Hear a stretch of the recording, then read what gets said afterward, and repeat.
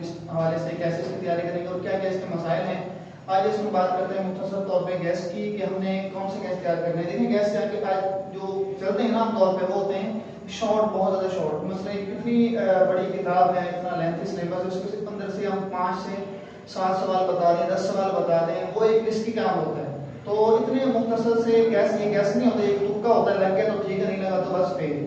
تو ظاہر بات ہے اس کا ہم زیادہ تیاری کریں گے, کچھ زیادہ پڑھیں گے تو کچھ اس میں سے ہم لکھ سکیں گے. اگر وہ سوال نہ بھی آئے جو ہمارے جسٹ چند ہوتے ہیں, تو اگر ہم تیاری تھوڑا سا زیادہ سلیبس کی کریں گے تو انشاءاللہ ہماری تیاری اچھی ہوگی.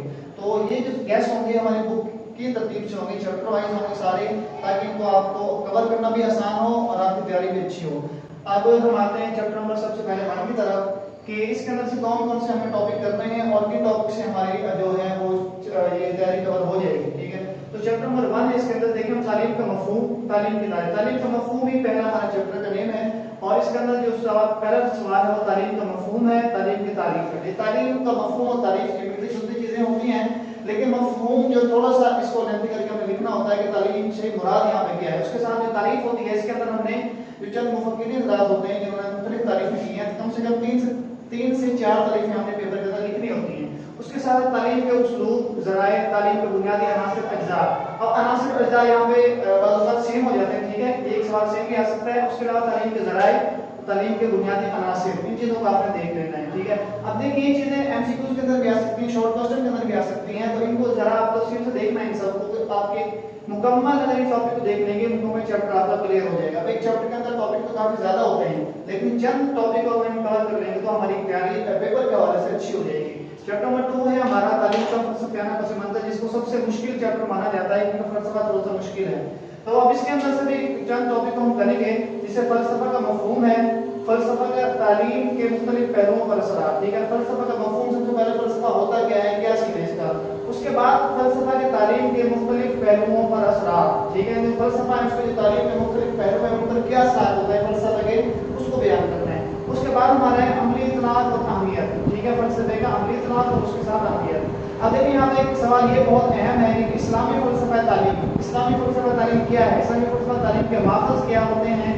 ٹھیک ہے, یہ ہمارا جو ہے اس سوال کو اپنے لازمی غور سے دیکھنا ہے. اس کے ساتھ ساتھ ہمارا چیپٹر نمبر 3 جو ہے قرآن اور حدیث کی روشنی میں فلسفہ تعلیم, اس چیپٹر سے لازمی کوئی ایک سوال حاضر کرنے کے اندر, جیسے علم کی اہمیت بیان کریں قرآن کی آیات کی روشنی میں, یا علم کی اہمیت حدیث کی روشنی میں. یعنی کہ علم کی جو اہمیت ہے, فضیلت ہے, اس کے اوپر ہم نے قرآن پاک سے اس طرح حدیث سے چند آیات لکھنی ہے, چند احادیث لکھنی ہے.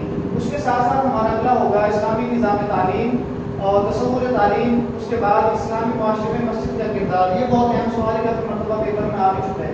اس کے ساتھ چیپٹر نمبر ہمارا 4 ہوگا قومی مقاصد تعلیم, مقاصد تعلیم کی اہمیت. ٹھیک ہے, اسلامی مقاصد تعلیم, تعلیم کا مقصد, ماحول اور ثقافت سے ہم آہنگی. ٹھیک ہے, یہ بہت اہم سوال ہے یہ والے.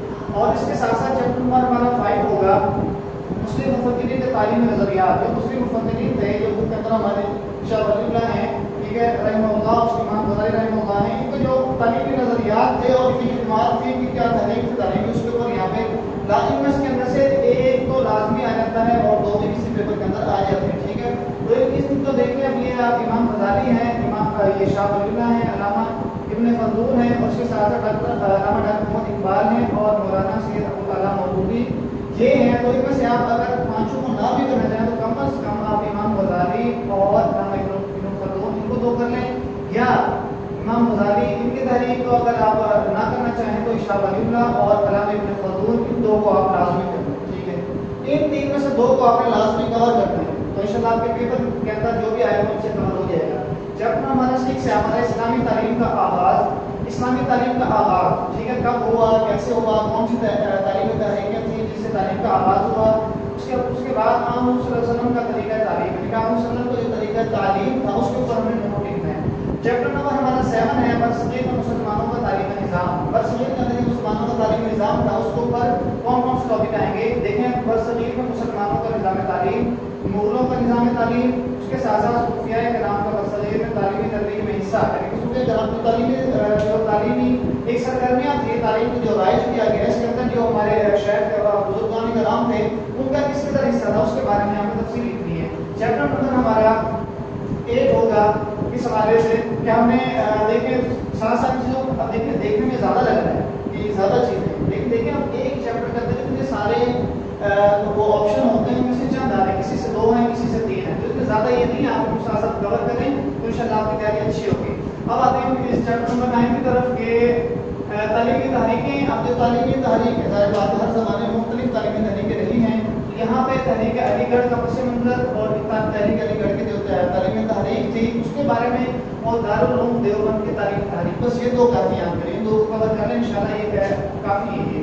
और चैप्टर नंबर हमारा 10 है पाकिस्तान में तालीमी पॉलिसियों के अहम नुकात जो हैं, इसमें से आप देखें ये जो तालीमी जो होते हैं ना, ये तारीखी सवालात ये राज में आ जाते हैं और ये थोड़े से मुश्किल भी होते हैं।